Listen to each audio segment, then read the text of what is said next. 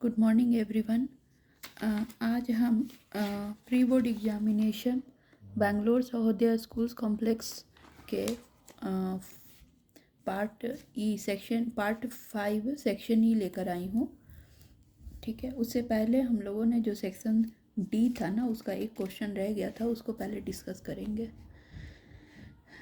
तो यहाँ पर एक पिक्चर दिया है। उन्होंने कहा है कि the given figure shows in outline the stages of a division of cell. यहाँ पे एक सेल डिवीजन को दिखाया गया है। तो आपसे उन्होंने पूछा ये कौन सा सेल डिवीजन है। ठीक है, मतलब ये कहाँ पे होगा। तो name the structure labelled X and Y. ठीक है, तो सबसे पहले ये जो सेल डिवीजन है ना, ये हमारा रिप्रोडक्टिव सेल्स में होगा। ठीक है, ये हमारा नॉर्मल जो है ना सोमैटिक सेल्स में नहीं होगा, बल्कि सेक्स सेल्स का सेल डिवीजन है ये। ठीक है, रिप्रोडक्टिव ऑर्गन्स में ये होता है सेल डिवीजन। तो उन्होंने पूछा है एक्स और वाई को लेबल स्ट्रक्चर नेम बताना एक्स एंड वाई का। तो वाई हमारा जो है ना वो न्यूक्लियस है, और एक्स जो है ना वो न्यूक्लियस के अंदर के क्रोमोजोम्स है। तो Y is our nucleus and X is the chromosomes. अब देखो, ये जो सेल डिवीजन है ना, ये हमारे रिप्रोडक्टिव ऑर्गन्स में होते हैं। तो जैसे कि एक टेस्टिस है सपोज। ठीक है, टेस्टिस हमें पता है मेल रिप्रोडक्टिव ऑर्गन का एक पार्ट है जहाँ पे स्पर्म बनता है। तो ये बनता कैसे है, सपोज ये टेस्टिस है, तो टेस्टिस के वॉल पे सेमिनिफेरस टिब्यूल होते हैं। ये आपको एक छोटा छोटा टिब्यूल दिख रहा होगा, ये टेस्टिस के वॉल पे प्रेजेंट है। ये टेस्टिस है और इसके वॉल पे ऐसे ऐसे टिब्यूल्स प्रेजेंट है। ठीक है, ये जो टिब्यूल्स है ना, ये जो टिब्यूल्स आपको दिख रहा है इसके वॉल पे, इस पर स्पर्मेटोगोनियम प्रेजेंट होता है। ठीक है, ये सब स्पर्मेटोगोनियम है, ये सारे सेल्स है स्पर्मेटोगोनियम सेल्स।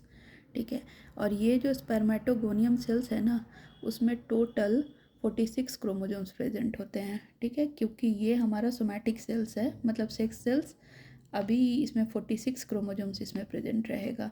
ठीक है, ये 46 क्रोमोजोम्स जो है ना, वो अब पार्टिसिपेट करेंगे सेल डिवीजन में। तो ये जो सेल डिवीजन होगा ना, यहाँ पे माइटोसिस सेल डिवीजन होगा, और एक स्पर्मेटोगोनियम दो स्पर्मेटोगोनियम में सिंपली डिवाइड करेगा, जैसे हमारे नॉर्मल हाथ और पैर के सेल्स डिवाइड करते हैं। ठीक है, तो पहला जो है ना वो माइटोसिस होगा। ठीक है, अब ये जो माइटोसिस के दौरान जो सेल बना है वो भी स्पर्मेटोगोनियम सेल्स से निकला हुआ सेल्स है। तो फिर जैसे कि यहाँ से एक सेल डिवाइड होकर दो सेल बना, ये जो सेल है फिर ये इसका पोजीशन ले लेगा, और जो दूसरा सेल है ना अब वो मियोसिस में पार्ट लेगा। तो ठीक है, पहले मियोसिस 1 होगा और फिर मियोसिस 2 होगा। तो एक जो सेल है ना वो 4 सब सेल्स में डिवाइड हो जाएंगे। तो एक जो स्पर्मेटोगोनियम है ना वो 4 स्पर्म्स बनाएगा। ठीक है, मियोसिस फर्स्ट होगा, फिर मियोसिस 2 होगा। इसके दौरान क्रोमोजोम का जो संख्या है ना 46 था स्पर्मेटोगोनियम सेल्स में, वो जो है ना स्पर्म्स में 23 हो जाएगा। मतलब क्रोमोजोम का संख्या हाफ हो गया, क्रोमोजोम नंबर बिकेम हाफ। यहाँ पे पहले 46 क्रोमोजोम्स था, मतलब 23 पेयर्स थे। ठीक है, एक एक सेल्स में, हर एक सेल्स में, हमारे हर एक सेल्स में 23 पेयर्स ऑफ क्रोमोजोम्स होते हैं। तो हर एक सेल्स के जैसे ही इस स्पर्मेटोगोनियम सेल्स में भी 23 पेयर्स ऑफ क्रोमोजोम होगा। और ये जो 23 पेयर है ना वो मियोसिस के दौरान जब सेल डिवीजन होगा तो फाइनली पहले मियोसिस 1 होगा जिसमें 2 सेल्स बनेंगे, फिर मियोसिस 2 होगा।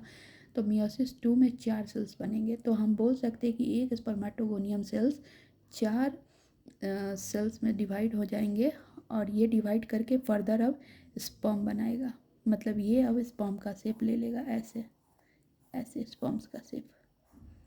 ठीक है, तो स्पर्म्स में टोटल 23 क्रोमोजोम्स होंगे, ना कि 23 पेयर्स होंगे, क्योंकि 23 क्रोमोजोम्स एक स्पर्म में होगा और ओवम में भी 23 क्रोमोजोम्स होगा, उसमें भी मियोसिस होगा। मियोसिस के दौरान क्रोमोजोम्स के जो नंबर है ना वो हैप्लॉइड हो जाते हैं। तो फिर ये दो फ्यूज़न के दौरान जो बेबी होगा ना जाइगोट, उसमें 23 पेयर्स ऑफ क्रोमोजोम हो जाएगा। ठीक है, पेयर्स हो जाएगा। तो यहाँ पे आपको बोल रहा है draw a diagram to show the organ system where this type of cell division occurs. तो आप कौन से ऑर्गन सिस्टम को इसके लिए ड्रॉ करोगे? तो आप एक मेल रिप्रोडक्टिव ऑर्गन को ड्रॉ कर सकते हो, ठीक है। तो पूछ रहा है draw the organ to draw the organ system where this type of cell division occurs। तो this type of cell division occurs in a male reproductive system, जिसमें कि टेस्टिस यहाँ पे हमारा है। टेस्टिस के ऊपर देखो यहाँ पे क्या है, एपिडिडाइमस, मतलब टेस्टिस में स्पर्म बनेगा, वो स्पर्म जाके स्टोर हो जाएगा एपिडिडाइमस में, ठीक है। और एपिडिडाइमस से फिर ट्यूब निकलेगा जिसको हम लोग बोलते हैं वास डिफरेंस। तो वास डिफरेंस से ये स्पर्म ट्रैवल करते करते करते करते जाएगा हमारा कहाँ पे, हमारा ये स्पर्म जो है ना वो दो ग्लैंड है यहाँ, सेमिनल वेसिकल और ये प्रोस्टेट ग्लैंड, दोनों अपने सेक्रीशन स्पर्म में डालेंगे, ठीक है। और वहाँ से वो स्पर्म पेनिस के थ्रू बाहर निकलेगा। ये सेक्रीशन डालने का रीज़न है, सेक्रीशन डालने से जो यहाँ पे यूरिनरी ब्लैडर है वहाँ से यूरिन का, देखो मेल रिप्रोडक्टिव ऑर्गन में है ना स्पर्म्स और यूरिन दोनों का पैसेज सेम है। तो यूरिन एसिडिक मीडियम के कारण वो स्पर्म डिस्ट्रॉय हो सकता है, इसलिए सेमिनल वेसिकल और प्रोस्टेट ग्लैंड अपने अपने सेक्रीशंस देते हैं ताकि वो सेक्रीशन से स्पर्म्स जो है ना वो एसिडिक मीडियम से बचा रहे, ठीक है। तो स्पर्म्स प्लस न्यूट्रिटिव फ्लूइड, मतलब न्यूट्रिटिव फ्लूइड जो प्रोस्टेट ग्लैंड और सेमिनल वेसिकल ने दिया है उसको बोलते हैं न्यूट्रिटिव फ्लूइड, इन दोनों को हम लोग सीमेन बोलते हैं। तो आप इस स्ट्रक्चर को ड्रॉ करोगे, ठीक है, इस क्वेश्चन के लिए। नाउ नेक्स्ट क्वेश्चन हमारा है 4 metals A, B, C, D are in turn added to the following solutions one by one. The observations made are tabulated below, ठीक है। तो देखो पहले हमने दिया है मेटल A, B, C और D, 4 मेटल्स है यहाँ पे। उन चारों मेटल्स का रिएक्शन कराया गया है आयरन सल्फेट से, कॉपर सल्फेट से, जिंक सल्फेट से और सिल्वर नाइट्रेट से। तो अगर मान लो कि मेटल A जो है ना उसका FeSO4 से कोई रिएक्शन ही नहीं हो रहा है, मतलब वो FeSO4 से लेस रिएक्टिव होगा तभी उसका रिएक्शन नहीं हो रहा है, ठीक है। देखो यहाँ पे FeSO4 से वो मेटल रिएक्ट ही नहीं कर रहा, मतलब ये FeSO4 से ज़रूर लेस रिएक्टिव होगा। अगर मोर रिएक्टिव होता तो वो उससे रिएक्ट कर जाता। तो FeSO4 से सपोज वो लेड होगा वो मेटल, ठीक है। तो लेड मेटल जो है ना वो क्या कर रहे हैं कि रिएक्शन ही नहीं कर रहा है FeSO से, तो लेड है वो मेटल। लेकिन कॉपर सल्फेट से डिस्प्लेसमेंट शो कर रहा है, मतलब ये कॉपर सल्फेट से तो ऊपर होगा, मतलब हमने माना है Fe से कम और कॉपर से ऊपर लेड, ठीक है। और जिंक सल्फेट और AgNO3 का उन्होंने कुछ दिया नहीं है। सेकेंड मेटल जो है ना वो आयरन सल्फेट से डिस्प्लेसमेंट रिएक्शन करेगा, मतलब आयरन से वो ज़रूर मोर रिएक्टिव होगा।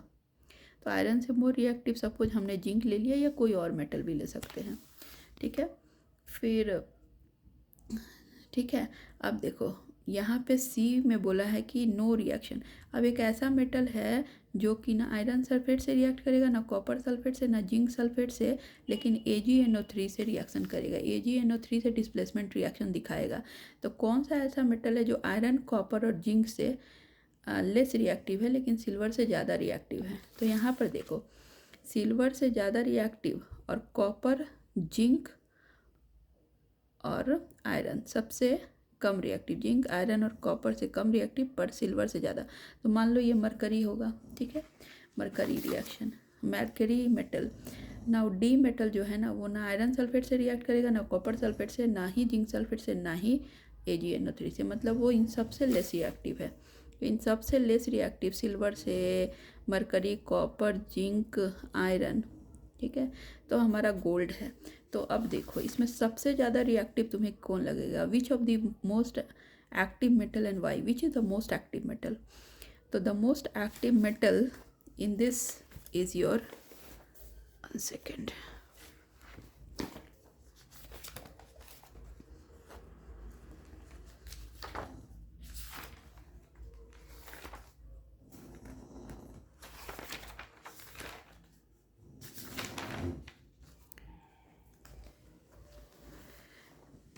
तो यहाँ पे हम देख सकते हैं कि हमारा मेटल बी जो है ना वो सबसे ज़्यादा रिएक्टिव है, मतलब जिंक जो है ना वो सबसे ज़्यादा रिएक्टिव है। अगर मैं इसको जिंक मानती हूँ तो metal B is more reactive. इससे सबसे ज़्यादा जिंक है, क्योंकि ये आयरन सल्फेट से डिस्प्लेसमेंट रिएक्शन कर रहा है। जब आयरन सल्फेट से कर रहा है मतलब कॉपर सल्फेट से भी करेगा। जिंक, अच्छा, तो ये आयरन सल्फेट से रिएक्शन कर रहा है, ठीक है। तो metal B is the most active metal because it can displace iron from its iron sulphate which no other metal can. अब क्वेश्चन बी पूछ रहा है कि what would be observe if B is added to a solution of copper sulphate and Y.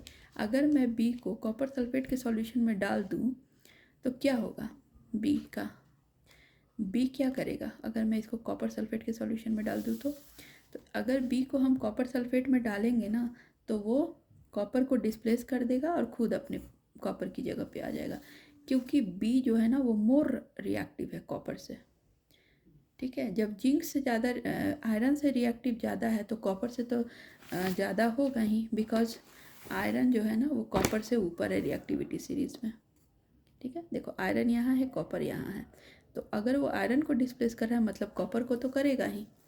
तो क्या होगा हमारा second answer कि what would be observe if B is added to the solution, so B will displace copper from that sulphate solution, ठीक है।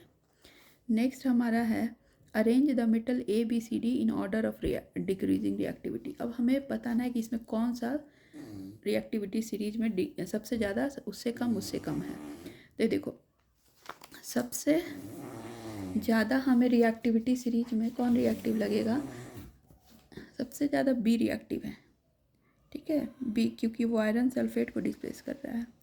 Second में हमारा ए होगा, ठीक है, ए, ठीक है, सेकेंड में हमारा ए होगा। थर्ड में हमारा सी होगा, ठीक है। सी को मैंने माना है मरकरी और डी को मैंने गोल्ड माना है। तो gold is the least reactive metal. तो सपोज डी हमारा अगर गोल्ड है तो सबसे कम गोल्ड होगा, सी हमारा मरकरी है तो सेकेंड लास्ट मरकरी, और फर्स्ट हमारा हो जाएगा जिंक और सेकेंड लेड, ठीक है। तो ये रिएक्टिविटी सीरीज होगा। अब पूछ रहे हैं क्या कि container of which metal can be use to store both zinc sulphate solution and silver nitrate solution, ठीक है। तो कौन से मेटल का हम इसमें से कौन सा ऐसा मेटल है जिसका यूज़ कर सकते हैं जिंक सल्फेट को और सिल्वर नाइट्रेट दोनों को हम उसमें होल्ड कर सकते हैं। तो देखो सबसे लीस्ट रिएक्टिव जो मेटल है ना जो सिल्वर से भी कम है, तो सिल्वर से कम हमारा गोल्ड है। तो मान लो कि अगर ये डी गोल्ड है तो गोल्ड एक ऐसा मेटल है जिससे कि आप जिंक सल्फेट को भी होल्ड कर सकते हो और स्टोर कर सकते हो और सिल्वर नाइट्रेट को। तो D is the metal which can be used to store both zinc sulfate and silver nitrate solution because it is less reactive than all the other metals. Got it? तो इसका हमारा answer यही होगा। समझ में आया? चलो नेक्स्ट हमारा है 38 question number. Some plants like pea plant climb on other plants or fences by means of tendrils. These tendrils are sensitive to touch when they come in contact with any other support, ठीक है। The part of the tendril in contact with the object does not grow as rapidly as the tendril part of the tendril away from the object, ठीक है। This causes the tendril to circle around the object and thus cling to it. देखो इसमें पूछ रहा है क्या कि कौन सा ट्रॉपिक मूवमेंट हो जाएगा पी प्लांट के द्वारा। तो हमने ट्रॉपिक मूवमेंट का पूरा अच्छे से हमने उसके बारे में पढ़ाई की है। तो सबसे पहले तो हम देखेंगे कि पी प्लांट में कौन सा ट्रॉपिक मूवमेंट होता है, ठीक है। तो आप यहाँ पे देख सकते हो, सी हियर, देखो यहाँ पे पी प्लांट में कौन सा ट्रॉपिक मूवमेंट होगा। तो हमारा यहाँ पे आंसर होगा क्या कि देखो thigmotropism. Which of the tropic movement is shown by the plant? So thigmotropism is the tropic movement shown by the pea plant, ठीक है। इसमें क्या होता है ना कि definite direction movement in relation to contact और सपोर्ट। अगर हम सपोर्ट और कॉन्टैक्ट दे दे तो प्लांट डेफिनिट डायरेक्शन में मूव करेगा। अगर आप एक स्टिक लगा दोगे पी प्लांट को सपोर्ट देने के लिए तो वो स्टिक के ऊपर आराम से धीरे धीरे क्लाइंब करेगा, ठीक है। The P plant develop tendrils which help it to climb up the other parts or fences or some other support. These tendrils are sensitive to touch, ठीक है। तो हमारा थिग्मोट्रोपिज्म किसके लिए होगा, एक तो टेंड्रिल्स के लिए पी प्लांट के, और एक हॉस्ट्रिया ऑफ कस्कटा। कस्कटा एक प्लांट होता है पैरासिटिक प्लांट जो दूसरे प्लांट के ऊपर डिपेंडेंट होता है अपना फूड वो नहीं बनाता है, होस्ट प्लांट से न्यूट्रिशन को डेराइव करता है। ठीक है, चलो नेक्स्ट हमारा क्वेश्चन है क्या कि the touch me not plant is an example of which type of tropism. तो आप इसमें लिख सकते हो कि the touch me not plant shows the nastic movement, और नास्टिक मूवमेंट में प्रेसिजली आप लिख सकते हो सिस्मोनास्टी। ठीक है, तो नास्टिक मूवमेंट क्या होता है ना कि मूवमेंट एक ऐसा मूवमेंट है जो कि नॉन डायरेक्शनल है। ठीक है, हमने डायरेक्शनल दो टाइप के प्लांट मूवमेंट को देखा था, एक तो डायरेक्शनल है, एक नॉन डायरेक्शनल है। डायरेक्शनल में हमारा आ रहा था फोटोट्रॉपिज्म, मतलब लाइट के डायरेक्शन में, जियोट्रॉपिज्म मतलब अर्थ के डायरेक्शन में, पॉजिटिव और नेगेटिव जियोट्रॉपिज्म मतलब अर्थ के अगेंस्ट या फिर अर्थ के टुवर्ड्स। ठीक है, फिर कीमोट्रॉपिज्म जो कि केमिकल्स के तरफ, हाइड्रोट्रॉपिज्म मतलब वाटर की तरफ, और थिग्मोट्रॉपिज्म जो कि हमने सपोर्ट के लिए पढ़ा था। एक होता है नास्टिक मूवमेंट। नास्टिक मूवमेंट में क्या होता है ना कि ऐसा नहीं कि डायरेक्शनल मूवमेंट होगा, इसमें क्या होगा ना कि अगर मान लो कोई स्टिमुलस है ना तो मूवमेंट होगा, किसी भी डायरेक्शन में होगा। ठीक है, तो सिस्मोनास्टी जो है ना यहाँ पे हो जाएगा हमारा टाइप ऑफ ट्रॉपिज्म, जैसे नास्टिक मूवमेंट में सिस्मोनास्टी। ठीक है, गिव वन। ठीक है, देखो टच मी नॉट प्लांट में क्या होता है ना कि उसके जो लीव्स है ना उसमें होता है पल्विनस। क्या होता है? पल्विनस। पल्विनस मतलब एक ऐसा जगह जहाँ पे वाटर होल्ड होता है, और जब हम लोग ऐसे टच करते हैं ना तो हम लोग पल्विनस को टच कर देते हैं। पल्विनस में वाटर होल्ड करके रखता है ये लीव। जब हम इसको टच करते हैं ना तो वाटर पूरे जगह ऐसे करके स्प्रेड हो जाता है। तो पहले ये जो पल्विनस था उसमें, पल्विनस जो था ना उसमें पानी था। अब हमने जब टच किया ना तो पल्विनस के पानी पूरे लीफ में स्प्रेड हो गया, और वो लीफ जो है ना वो क्लोज हो जाएगा। ठीक है, तो हमारा ये जो है ना सिस्मोनास्टी, इसका एक एग्जाम्पल हो जाएगा टच मी नॉट प्लांट। जब हम इसको टच करेंगे तो पानी पूरी जगह फैल जाएगा और वो लीफ क्लोज हो जाएगा। ठीक है, अब हमारा नेक्स्ट क्वेश्चन है give one example of chemotropism. Chemotropism का आप एक एग्जाम्पल बताना है हमें। तो देखो कीमोट्रॉपिज्म का एक एग्जाम्पल हम क्या बता सकते हैं, movement of pollen tubes. Pollen tubes जो है ना वो कहाँ मूवमेंट करता है? फीमेल रिप्रोडक्टिव ऑर्गन में। यहाँ पे एक पॉलन ग्रेन गिरेगा फीमेल रिप्रोडक्टिव ऑर्गन में, स्टिग्मा पे गिरेगा, स्टिग्मा से होते हुए वो स्टाइल से कवर करते हुए ओवरी के अंदर ओव्यूल में चला जाएगा। तो कीमोट्रॉपिज्म का एक एग्जाम्पल है movement of pollen tubes. Name the plant hormone which promote cell division in plant roots and plant shoots. तो हमने प्लांट हार्मोन्स के बारे में पढ़ा था कि प्लांट हार्मोन्स कितने टाइप्स के होते हैं। एक तो हमने पढ़ा था ऑक्जिन्स, गिबरेलिन्स, साइटोकाइनिन्स। ठीक है, ऑक्जिन्स, गिबरेलिन्स, साइटोकाइनिन्स ये ग्रोथ प्रोमोटर होते हैं, मतलब प्लांट को ग्रो कराने में हेल्प करते हैं। अगर मान लो प्लांट सिर्फ ग्रो ही करता रहे तो प्लांट का हाइट बहुत ज़्यादा बढ़ जाएगा, और बहुत इतना ज़्यादा ना बढ़ जाए कि वो बहुत ही ज़्यादा ऊपर चला जाए। इसलिए ग्रोथ इनहिबिटर होते हैं दो हार्मोन जो प्लांट के ग्रोथ को रोकते हैं और प्लांट को दूसरे कैरेक्टर्स प्रोवाइड करते हैं प्लांट को। ठीक है, तो हमसे इन्होंने पूछा है कि आप ऐसे प्लांट हार्मोन बताइए, tell me the plant hormone which promote cell division in roots and shoots. तो ये हमारा इसका आंसर साइटोकाइनिन्स हो जाएगा। साइटोकाइनिन जो है ना प्लांट में सेल डिवीजन में हेल्प करता है। आप ऐसे याद कर सकते हो, cell division, C for cell division, C for cytokinins. ठीक है,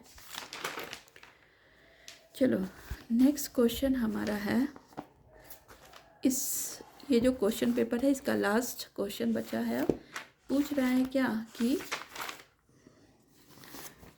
study the diagram given below and answer the questions. इस डायग्राम को स्टडी करके इसका आंसर बताना है। तो identify the defect of the vision. देखो यहाँ पर इमेज को बनना चाहिए रेटिना पे, पर बन रहा है रेटिना के बाहर। तो ये जो डिफेक्ट है ना इसको हम लोग बोलते हैं हाइपरमेट्रोपिया। हाइपरमेट्रोपिया ऐसा डिफेक्ट है जिसमें नज़दीक का चीज़ नहीं दिखता है। ये मोस्टली ओल्ड एज पीपल में होता है। ठीक है, तो यहाँ पे रेटिना के बाहर इमेज बनता है। ठीक है, और मायोपिया एक ऐसा डिफेक्ट है जिसमें छोटे बच्चों में मोस्टली यह मायोपिया होता है, और यहाँ पे बच्चों को दूर की चीज़ें नहीं दिखती हैं और इमेज जो है ना रेटिना से पहले बन जाता है। ठीक है, तो पूछ रहा है क्या कि नेम द डिफेक्ट।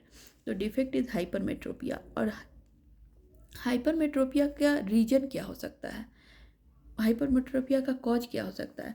तो देखो, हाइपरमेट्रोपिया का दो कॉज हो सकता है। एक तो focal length of the lens is too long. मान लो क्या कि ये लेंस है, ठीक है, सपोज यह हमारा आई लेंस है, ठीक है, लेकिन ओल्ड होने पर ये जो आई लेंस है ना, इसका फोकल लेंथ बढ़ जाएगा, मतलब फोकल लेंथ ऐसे हो जाएगा और ज़्यादा बढ़ जाएगा, मतलब ये फोकल लेंथ इतना बढ़ जाएगा। अगर इतना बढ़ जाएगा तो क्या हो जाएगा ना कि इमेज जो है ना उसका कन्वर्जिंग पावर कम हो जाएगा, मतलब इमेज जो है ना जहाँ कन्वर्ज होना चाहिए वहीं नहीं होके कहीं और जाकर कन्वर्ज होगा।